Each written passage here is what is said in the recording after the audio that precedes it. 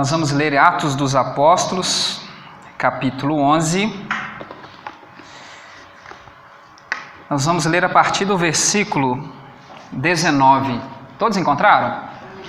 Nós temos falado sobre fé, legados de fé, e nós temos tido o desafio de ler e meditar em algumas histórias, alguns personagens da Bíblia, pensando no que eles deixaram para nós enquanto legado, mas um legado de fé, um legado que tem para nós esse desafio de vencermos a vida, não pelo que nós temos, como dinheiro, inteligência, força física, reputação, mas vencermos a vida pela fé, pela fé.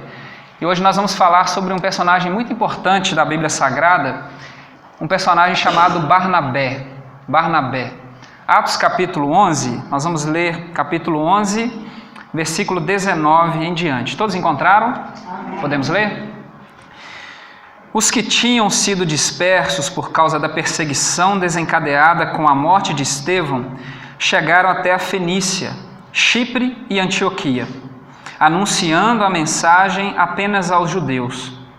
Alguns deles, todavia, cipriotas e sirineus, foram a Antioquia e começaram a falar também aos gregos, contando-lhes as boas novas a respeito do Senhor Jesus. A mão do Senhor estava com eles, e muitos creram e se converteram ao Senhor. Notícias desse fato chegaram aos ouvidos da igreja em Jerusalém, e eles enviaram Barnabé a Antioquia. Este, ali chegando e vendo a graça de Deus, ficou alegre e os animou a permanecerem fiéis ao Senhor de todo o coração. Ele era um homem bom, cheio do Espírito Santo e de fé, e muitas pessoas foram acrescentadas ao Senhor. Até aqui. Feche seus olhos mais uma vez e nós vamos orar. Rendemos graças a Ti, Deus, pela Tua palavra lida, Deus, e que teremos a oportunidade e o privilégio de sermos ministrados, ó Deus. Dai-nos um coração pronto para Te ouvir e muda a nossa história, Deus, por esse poder, pelo poder da Tua palavra, que é um poder que cria, organiza e faz novas todas as coisas. E nós pedimos isso sobre a nossa vida, sobre a nossa família, sobre a nossa casa, sobre o nosso trabalho, sobre a nossa igreja, sobre todo o nosso ser. Fala conosco, Pai, de uma maneira sobrenatural, em nome de Jesus. Amém. Amém. Você pode se assentar? Lemos em Hebreus capítulo 11, que fé é a certeza, ou melhor, a convicção de fatos que nós não vemos, das coisas que nós não vemos, que fé é a prova, é a concretude das coisas que nós esperamos, Quando nós olhamos para Hebreus capítulo 11, e nós vamos perceber que esse nome, Barnabé, é um nome que não aparece em Hebreus 11, mas se eu fosse fazer a minha versão de Hebreus 11, eu colocaria Barnabé, porque pensar nesses primeiros versículos de Hebreus capítulo 11, nessa aparente definição do que é fé, de que fé é você ter diante dos olhos aquilo que ainda não é. Se tem uma pessoa que é para mim uma definição própria, vamos dizer, é uma definição encarnada de fé, é Barnabé.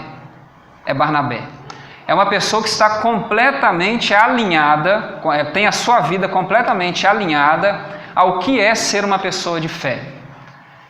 É uma pessoa que constantemente tem diante dos seus olhos a realidade que Deus ainda vai criar.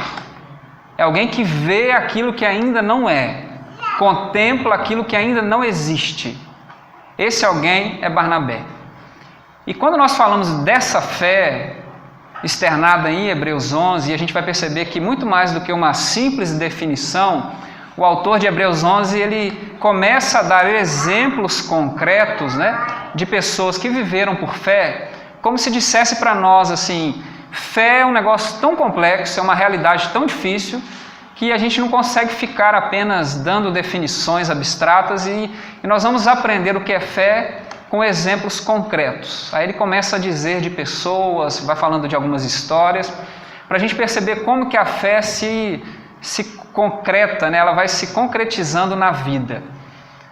E Hebreus 12, quando ele encerra o capítulo 11, ele vai dizer assim: então também nós, né, olhando para tudo isso que a gente ouviu, corramos também a nossa própria carreira, o nosso próprio caminho, o nosso próprio desafio.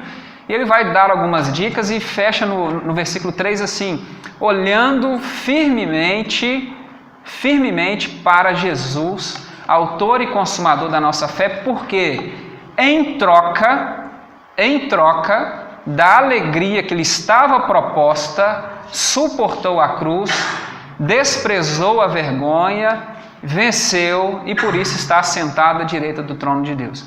Então a gente percebe que devemos olhar para Jesus, por quê? Porque Jesus também é uma encarnação de fé. Por quê? Em troca da alegria que lhe estava proposta, ele não fez caso, ele não deu atenção à vergonha, ao desprezo, a todas as dificuldades que ele passou. Por quê? Ele no caminho, enquanto ele caminhava, enquanto ele desenvolveu o seu ministério, ele já contemplava e já experimentava no caminho aquilo que Deus estava guardando na plenitude para ele.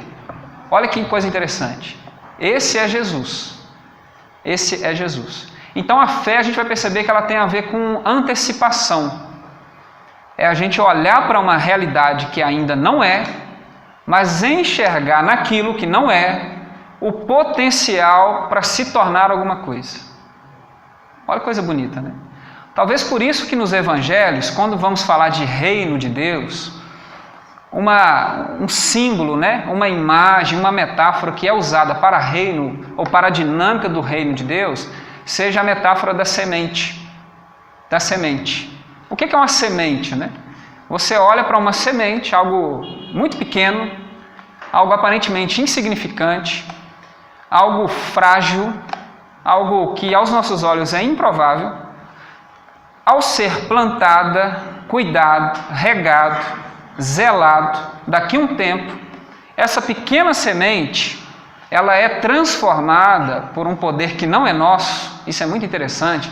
O poder da semente não está na ação do agricultor, mas da própria natureza, mas existe uma pequena participação do agricultor, né? Do plantador ali. Essa semente, essa pequena semente, daqui a um tempo, ela vai se tornar uma grande árvore, uma árvore frutífera, capaz de dar abrigo a pássaros e alimentar muitas pessoas. O reino de Deus é como um grão de mostarda, a menor de todas as sementes, mas quando semeado se torna uma grande árvore capaz de abrigar, de tornar-se ninho para todo tipo de pássaro e prover sombra e alimento para uma multidão. Reino de Deus. Reino de Deus. Por isso que essa imagem da semente está muito ligada à fé. Olhamos para a semente, o que uma semente é? Semente é algo que tem potencial de se tornar alguma coisa. Semente, aos nossos olhos, é algo insignificante. É algo que por si só não está pronto e não é capaz de nos alimentar, não é capaz de fazer nada.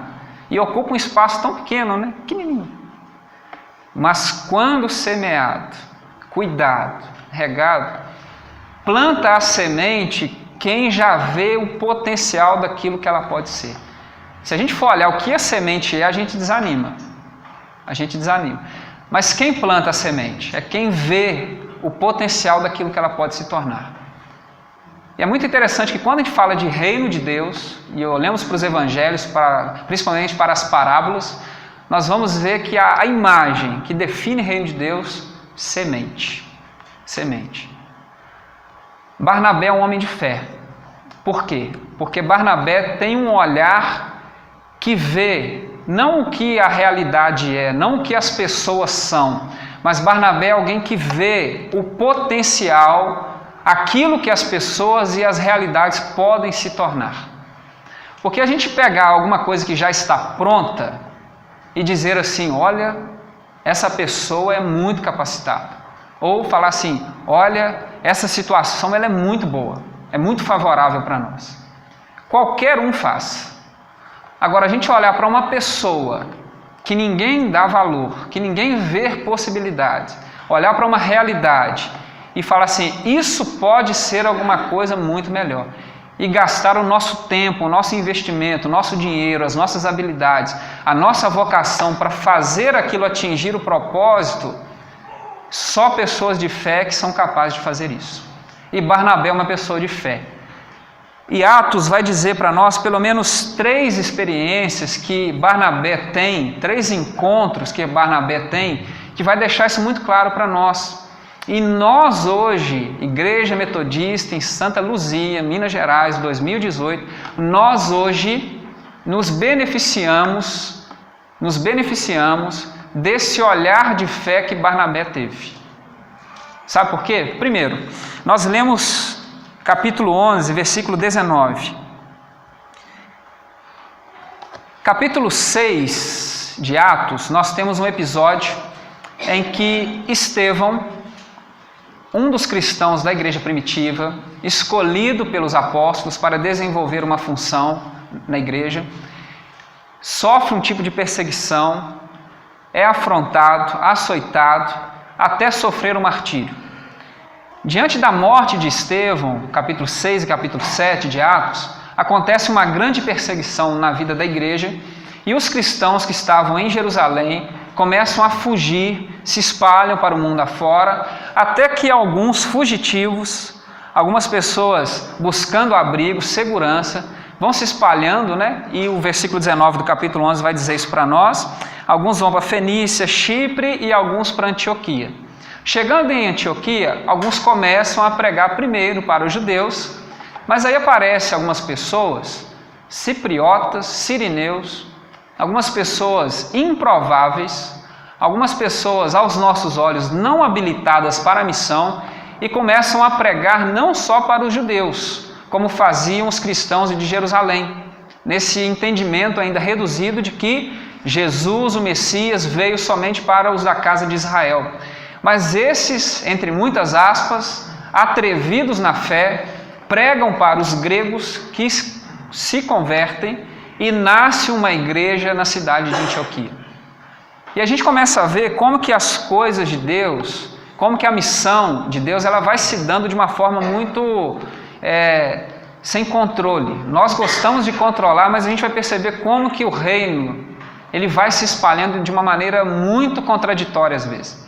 Pessoas sem nome, sem uma habilitação, sem uma aparente capacidade, sem uma aparente vocação, sem um aparente envio, enquanto estão fugindo da perseguição, eles não sabem fazer outra coisa a não ser pregar. E esses sem nomes, esses improváveis, são os fundadores da igreja de Antioquia.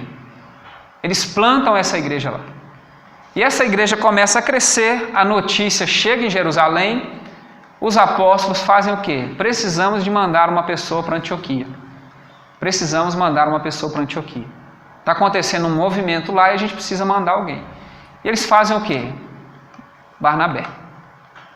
Pegam Barnabé e o enviam para Antioquia. Quem é Barnabé? Barnabé é um dos discípulos convertidos e a Bíblia vai defini-lo, né? Nesse capítulo 11 mesmo, nós temos no versículo 24, dizendo que ele é um homem bom, cheio do Espírito Santo e de fé. E já no capítulo 4, Barnabé é apresentado para nós, quando vai dizer do perfil da comunidade primitiva, em que pessoas, agindo em generosidade, doavam alguns dos seus bens para a igreja, para a missão, e Barnabé é apresentado como alguém de fé, e o nome de Barnabé, na verdade, é José, e ele recebe esse apelido de Barnabé, que significa filho da exortação ou filho da consolação, ou a gente pode entender como filho do Espírito, né? Consolador da consolação do Espírito, né? Essa função dada pelo Espírito. É alguém que anda debaixo da direção do Espírito. E ele demonstra muita generosidade, alguém comprometido com essa missão, com essa ação do Espírito Santo. E é esse Barnabé que é enviado para a igreja de Antioquia, uma igreja formada majoritariamente por gregos. Isso para a igreja primitiva ainda é um tabu muito grande. Um tabu muito grande. Tanto que a gente vai ver que no capítulo 10 de Atos, e você que não está vindo na escola dominical está perdendo Atos, nós estamos estudando Atos, nós vamos ver que no capítulo 10, Pedro, um dos líderes da igreja, precisa ter uma experiência sobrenatural para entender a dimensão da missão de Deus, para entender que Deus não veio simplesmente para judeu, mas Deus veio para salvar o mundo. Então, nessa época, ter uma igreja majoritariamente formada por gregos é um grande tabu. É um grande tabu. É uma igreja que, vamos dizer, não é tão pura assim, não é tão santa assim, não é tão preparada assim. E Barnabé vai para essa igreja. Entende-se que Jerusalém é o centro, que Jerusalém é o lugar ideal, mais favorável para que a missão seja fortalecida e seja um lugar de envio. E é para Antioquia que Barnabé vai. E o que Barnabé faz? Barnabé chega em Antioquia, ele é enviado para Antioquia, no versículo 23, você pode ler comigo. Ali chegando, viu a graça de Deus. Olha que coisa bonita. Ali chegando, viu a graça de Deus, ficou alegre e animou aqueles de Antioquia a ficarem firmes na fé. Olha que coisa interessante. Barnabé chega em Antioquia e o que ele vê, o que está diante dos olhos de Barnabé é a graça de Deus sobre aquela igreja. E Barnabé vê naquela igreja um potencial para ser algo muito maior do que aquilo que Antioquia é. Tanto que Barnabé começa o seu investimento, começa a se doar por aquela igreja, começa a trabalhar com aquela igreja e vai fazer com que essa igreja se torne algo muito maior do que ela é agora. E de forma tão objetiva, nós vamos ver que em Antioquia, versículo 26, olha só que coisa interessante, versículo 26, no finalzinho do versículo 26, em Antioquia os discípulos foram pela primeira vez chamados cristãos. Nós somos chamados cristãos por causa do uso de Antioquia. Até então, os seguidores de Jesus eram chamados os do caminho. Os do caminho. Quando Saulo está perseguindo a igreja no capítulo 9, diz que Saulo tinha cartas, tinha autorização para prender os do caminho. Agora, em Antioquia, devido a esse preparo, esse investimento, essa ação pastoral, essa ação missionária, essa ação de fé, o jeito de viver dessa igreja, o jeito de levar a vida, o jeito de caminhar no seu dia a dia, faz com que esses cristãos de Antioquia, esses primeiros discípulos de Antioquia, sejam chamados ou apelidados de cristãos, trazendo uma ideia de imitadores de Cristo, ou pequenos cristos, ou clones de Cristo, aqueles que reproduzem a vida de Cristo. Olha que coisa forte. Não é a Antioquia que chegou no cartório e disse assim, a gente precisa de uma logomarca, né? A gente precisa de um nome, né? um marketing, fazer um vídeo bacana para impactar as pessoas, para a gente, né? Não. As pessoas vendo a postura, o dia a dia, a vocação, o jeito que eles levam a vida, disseram, eles são como Cristo, são cristãos, são como que pequenos cristos. A gente parece que está vendo, né, Jesus na vida desse povo. Olha que coisa bonita. Olha que coisa bonita. Cristãos, pela primeira vez chamados cristãos. Na sequência do texto, versículo 27, nós vamos perceber que há uma igreja que em pouco tempo começa a desenvolver um papel importante. Todo o Império Romano passa por um período de dificuldade, uma crise econômica, uma crise financeira, sobrevém uma fome generalizada em todo o Império, e Antioquia, que é uma igreja recém-formada, uma igreja nova, faz o quê?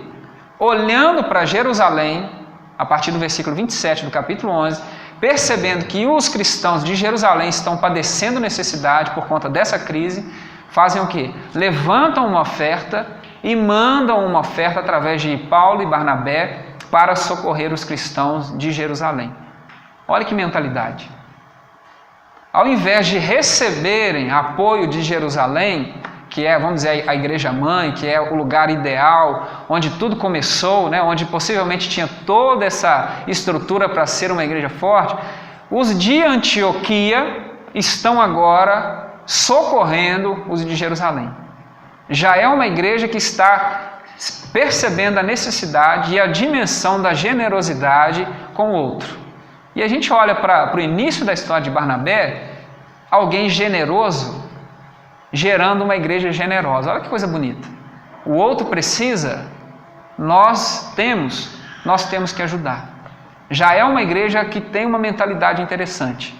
Se você der um pequeno salto, capítulo 13, início do capítulo 13, Antioquia, uma igreja que vive debaixo de oração, jejum, adoração ao Senhor, enquanto estão nessa dimensão, nessa dinâmica cotidiana da oração, do jejum, recebem de Deus uma vocação missionária.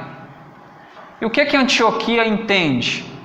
Barnabé está conosco, juntamente com outras pessoas e Paulo, mas chegou o momento de nós os enviarmos em missão. E o que Antioquia faz? Antioquia não é uma igreja que está apática, não é uma igreja que está ali daquele mesmo jeito que foi encontrada por Barnabé, mas agora já se tornou, em muito pouco tempo, uma igreja com mentalidade missionária, além de ter já expressado a sua mentalidade de generosidade. E o que essa igreja faz? Ela envia Barnabé e Paulo em uma viagem missionária. Ela entende, nós recebemos, fomos abençoados, fomos orientados, estamos crescendo em fé, já temos condição de nos mantermos aqui, agora é hora de partilhar desse misterioso evangelho, dessa misteriosa graça, dessa grandiosa misericórdia de Deus com outras pessoas que ainda não tiveram essa oportunidade. Então o que nós vamos fazer? O que o Espírito está conduzindo a Antioquia? Enviar. Então eles pegam Paulo e Barnabé e os enviam em missão. Ela deixa de ser um lugar onde realiza-se a missão, pessoas vêm até ela para ajudar, e ela agora se torna uma igreja autônoma a ponto de enviar as pessoas para a missão. Olha que coisa interessante. Um bando de pessoas, uma igreja plantada por pessoas improváveis, sem nome, se torna o principal centro missionário do mundo antigo. Quem faz todo esse processo de evangelização, quem sustenta todo esse processo, essa ação missionária evangelística, quem dá esse start para o mundo grego, para o mundo mediterrâneo, quem permite que Paulo, Barnabé se tornem apóstolos para os gentios, não é Jerusalém, não é a igreja oficial, não é a igreja do centro, são os improváveis. O lugar onde nem se imaginava que teria uma igreja, com pessoas que a gente pensou que jamais abraçariam o Evangelho, se tornam as pessoas que sustentam a missão a partir desse ponto no livro de Atos. Então todo o movimento que nós vamos ver agora a partir do capítulo 13 de Atos até o capítulo 28 é sustentado, amparado, vamos dizer, mentoreado pela igreja de Antioquia. E por que ela chega nesse status? Porque Barnabé viu graça sobre aquela igreja. Talvez muitos olharam para aquela igreja e não viram a possibilidade daquela igreja ser algo diferente. Pessoas talvez olharam para aquele povo e disseram assim, vai continuar sendo isso a vida inteira. Mas quando chega alguém que vê não o que é, mas o que pode se tornar, as coisas começam a acontecer. E do capítulo 11 até o capítulo 13, Antioquia se transforma num braço missionário do mundo antigo. Tudo porque Barnabé olhou para Antioquia como uma semente. Tem potencial para ser diferente. E Barnabé consegue fazer isso porque, se você voltar comigo para o capítulo 11, versículo 25, quando Barnabé chega nessa igreja, e ele vê a situação dessa igreja, o que Barnabé faz? Versículo 25. Ele começa o trabalho em Antioquia e ele dá uma pequena pausa. Fala, eu vou dar uma ida ali, daqui a pouco eu volto. E onde que Barnabé vai? Vai até a cidade de Tarso, Quem está em Tarso? O famoso Saulo. Saulo. O primeiro companheiro missionário de Barnabé e alguém que vai se tornar um personagem muito importante para a nossa fé.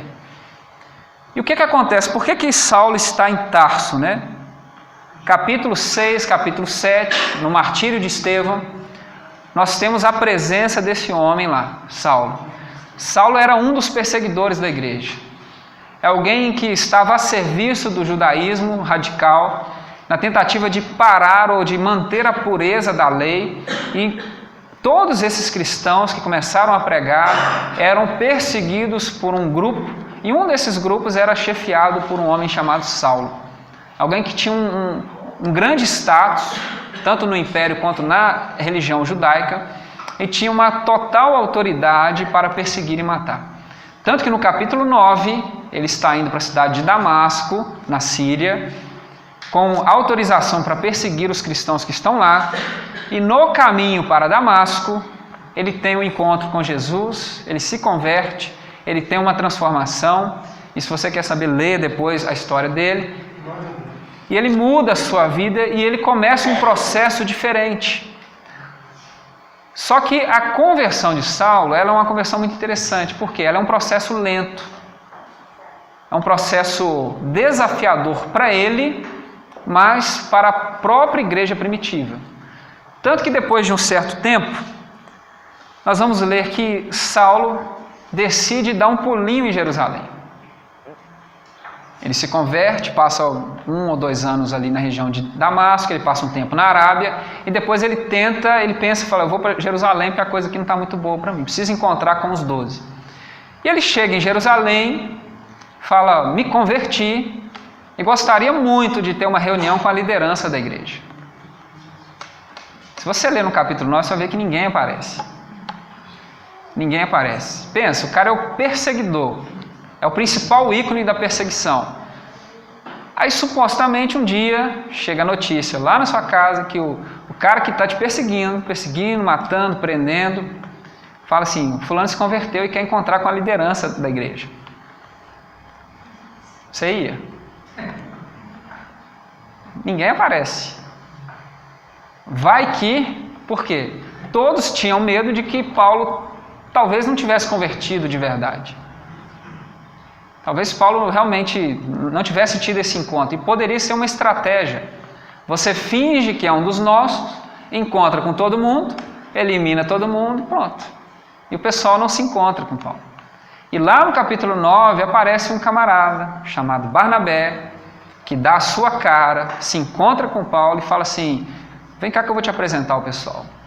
Ele encontra com 2 ou 3 lá, apresenta ele para Pedro, Tiago, mas a galera mesmo fica olhando de longe, o pessoal não aparece muito, vai que, né? Talvez escolheram Pedro porque Pedro já tem fama de bravo mesmo, então coloca Pedro, né? Não sei, mas ninguém aparece, por quê? A conversão de Saulo, ela é muito polêmica, porque nós temos, até hoje nós, né, que conhecemos a Bíblia, que caminhamos na igreja, nós também temos dificuldade com certas conversões, com pessoas que falam assim, agora eu sou de Jesus, você fala, tá bom, você é de Jesus? Depois de tudo que você fez, você se converteu?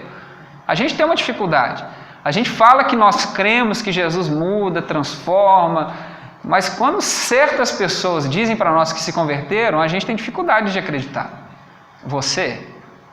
Fulano até acredito que falta tão pouco, né? Porque a gente tem uma ideia que fulano só falta... A gente fala que fulano é tão bom, né? Gente boa, só falta se converter. Falta tudo. Só falta se converter.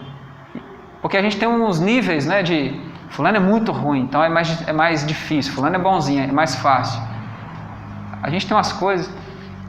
Mas a mudança para nós ela é indigesta.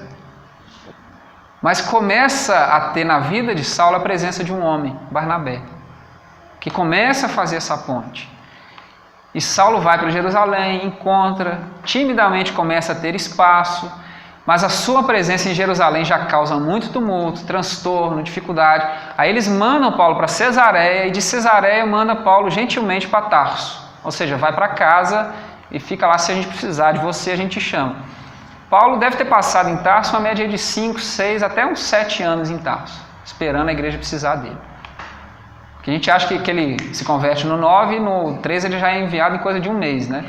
Mas esse intervalo da conversão até esse envio, estima-se que deve ter durado aí até uns 10 anos. Aí quando Barnabé está em Antioquia, ele vai em Tarso e busca um cara chamado Saulo. Porque olhar para Paulo ou para Saulo hoje e falar assim, Paulo era diferenciado, né? Qualquer um fala. Você não precisa nem de ter fé. O Novo Testamento tem 27 textos, né? Livros.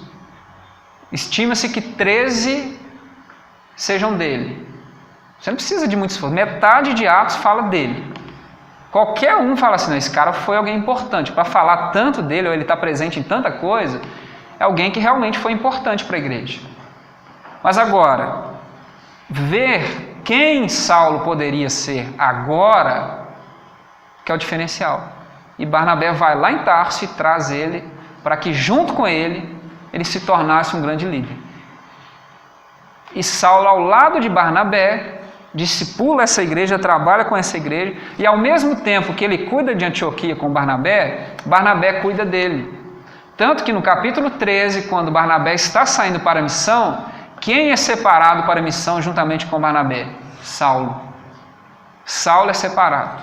E a gente não precisa hoje de muito esforço, como eu disse, de olhar para Paulo e perceber assim, se tornou uma referência para nós. Por quê? 13 dos 27 escritos têm uma influência direta ou indiretamente de Paulo. A partir do capítulo 13 de Atos, a principal força missionária gira em torno de Paulo. Então, saber disso hoje é muito fácil. Agora, enxergar a possibilidade disso lá na origem, olhar para Paulo e falar, ele é uma semente que pode ser uma grande árvore, é necessário fé. E Barnabé vê isso. Tanto que o descartado Saulo é trazido de volta por Barnabé. Olha que coisa interessante. E ele vai se tornar um grande apóstolo porque Deus coloca na vida de Saulo alguém que tem uma visão de olhar para ele e ver o potencial dele. Eu não quero saber quem você foi e quem você é. Eu consigo, pela fé, ver quem você pode ser. Por isso eu invisto em você. Olha que coisa interessante. Enquanto as pessoas estão discutindo pelo passado de Paulo, duvidando do presente de Paulo, e tem gente que vai dizer que o famoso espinho na carne de Paulo pode ser o seu passado, que vira e mexe alguém joga na cara dele, dizendo, olha, você não converteu nada, você tem um passado sujo, você matou. Estima-se que pode ser isso, a gente não sabe ao certo. Enquanto muitos estão preocupados com o passado, duvidando do presente, Barnabé já está olhando quem ele vai ser. E se relaciona com ele pelo quem ele vai ser. Isso é fé. Olha que coisa bonita. E ele sai em missão. Só que, avance comigo aí para o capítulo 15. Eles vão para a missão, retornam da missão. Capítulo 15 tem o primeiro concílio da igreja, essa primeira missão de Paulo. Faz a igreja se reunir para discutir algumas coisas importantes e finalizado esse concílio, lá no versículo 36, olha que coisa interessante, versículo 36 do capítulo 15, a terceira experiência de Barnabé para nós aqui. Algum tempo depois, Paulo disse a Barnabé, voltemos para visitar os irmãos em todas as cidades onde pregamos a palavra do Senhor, para ver como estão indo. Barnabé queria levar João, também chamado Marcos, mas Paulo não achava prudente levá-lo, pois ele, abandonando-os na Panfilha, não permanecera com eles no trabalho. Tiveram um desentendimento tão sério que se separaram. Barnabé, levando consigo Marcos, navegou para Chipre, mas Paulo escolheu Silas e partiu encomendado pelos irmãos à graça do Senhor. Passou então pela Síria e pela Cilícia, fortalecendo as igrejas. Quando ele sai no capítulo 13 para a missão, versículo 4, e versículo 5, nós vamos perceber que João Marcos, um primo de Barnabé, vai com Barnabé e Paulo para essa primeira viagem. Então eles vão primeiro para uma ilha chamada Chipre, passam um tempo em Chipre, e quando eles estão saindo da ilha para continuar a missão, João Marcos tem uma dificuldade, tem uma crise, e ele decide abandonar a missão e voltar para Jerusalém. Então ele vai junto, tem um primeiro tempo lá em Chipre, mas talvez por ter ficado assustado, a gente não sabe, tem uma crise e ele, vamos dizer, dá para trás, ele volta. Ele abandona Paulo e Barnabé no meio do caminho e vai embora. Então Barnabé e Paulo seguem, fazem toda a missão, retornam, tem o concílio do capítulo 15, e no final do capítulo 15, Paulo diz assim, olha, vamos voltar lá, porque a gente fez, né, a missão, a gente plantou a igreja, a gente precisa voltar para fortalecer os irmãos, para vê-los, para a gente ajudá-los, vamos lá.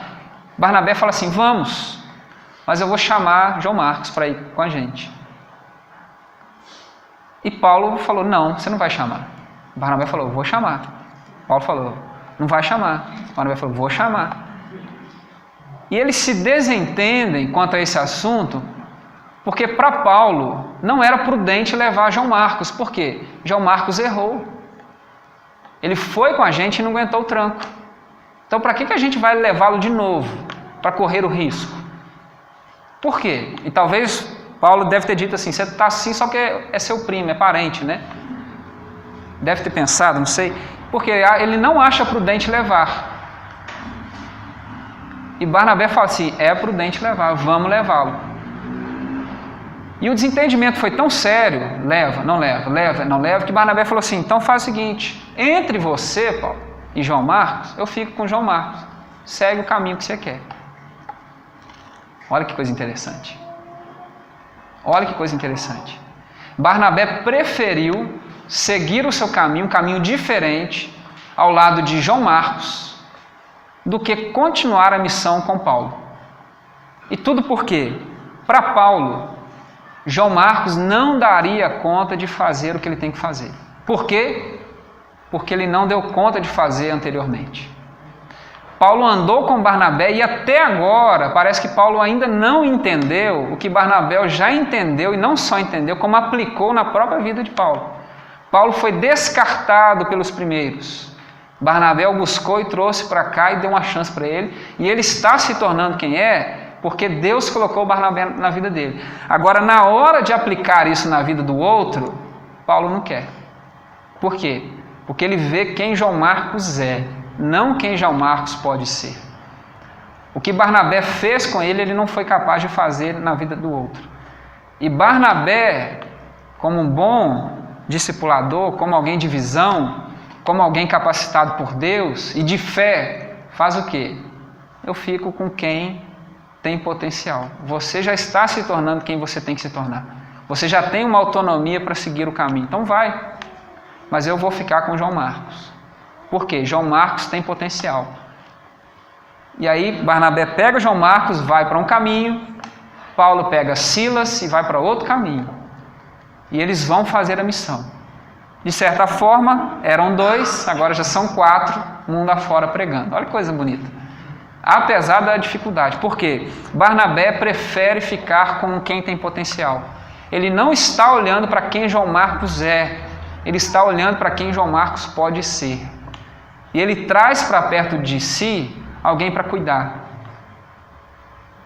E o texto não fala muita coisa mais sobre João Marcos, mas quando nós vamos lendo as cartas de Paulo, e eu queria te convidar a abrir a segunda carta de Timóteo, capítulo 4. Segunda carta de Timóteo, capítulo 4, versículo 9. É uma carta interessante que Paulo está escrevendo, né, a Timóteo. E no final dessa carta ele faz algumas recomendações. Paulo está num momento difícil da sua vida e ministério.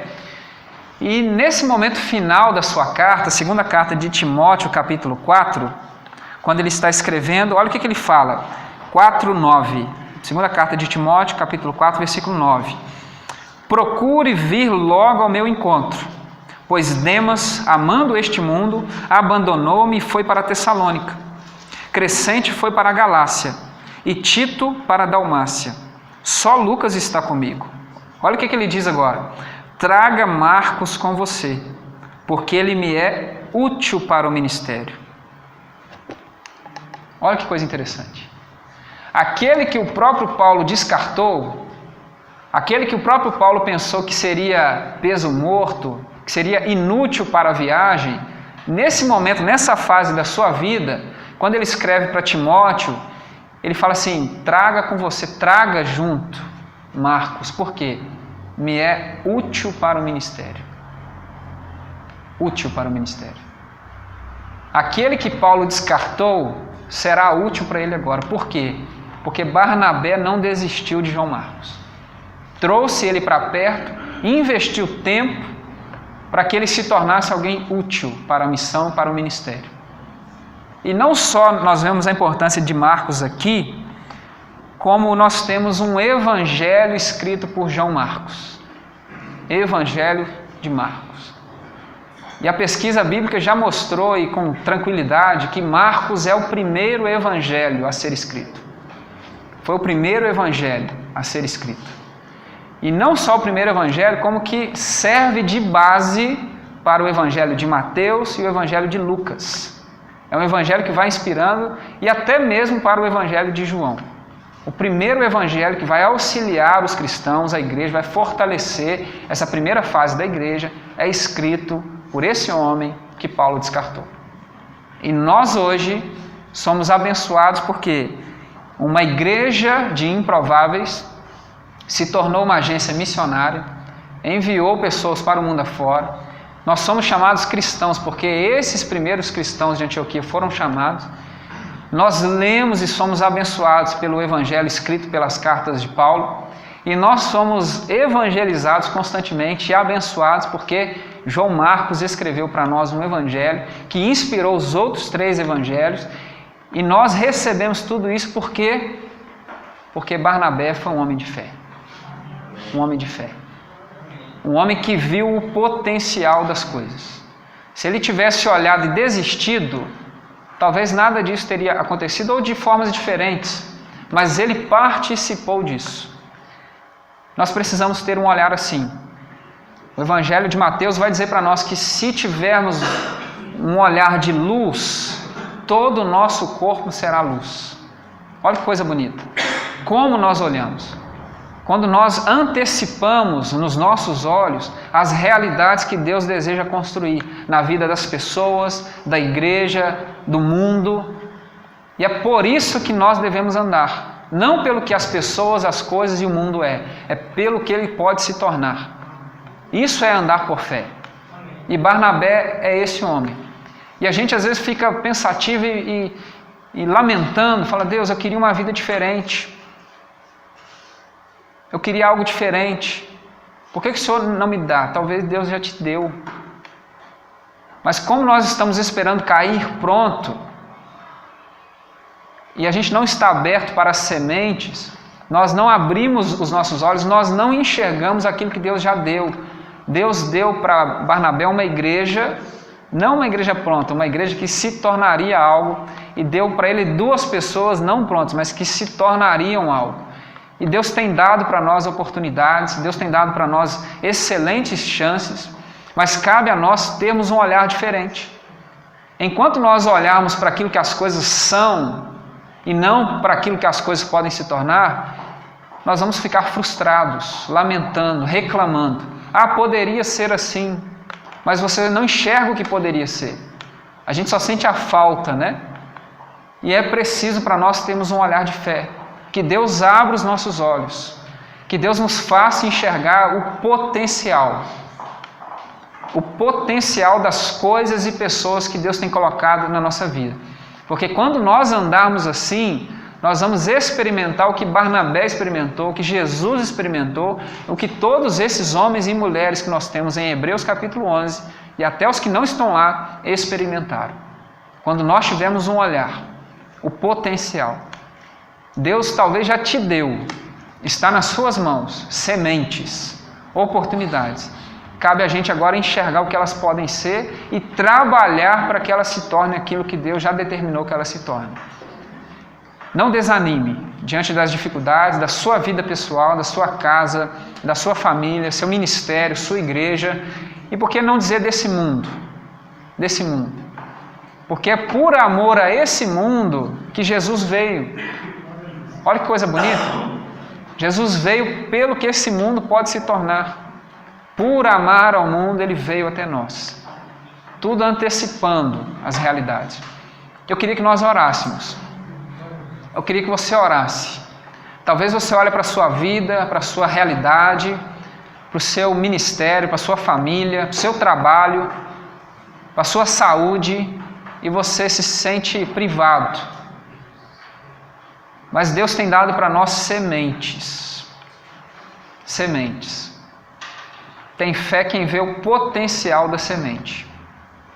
Comer semente não é muito bom, mas comer o fruto da semente é maravilhoso. Peço ao Senhor, Senhor, abra os meus olhos. Faça de mim um homem e uma mulher como Barnabé. Onde o Senhor me colocar, seja no meu trabalho, seja na minha casa, que eu veja aquilo que o Senhor criou para ser. Que diante dos meus olhos esteja um olhar diferenciado, o potencial. Que eu seja uma pessoa de visão, que eu não reclame, Senhor, mas que eu tenha fé. Vê quando está pronto, qualquer um vê. Eu queria que nós orássemos, eu queria que você fechasse seus olhos e nós vamos orar. Enquanto nós cantamos uma canção, eu queria orar por você.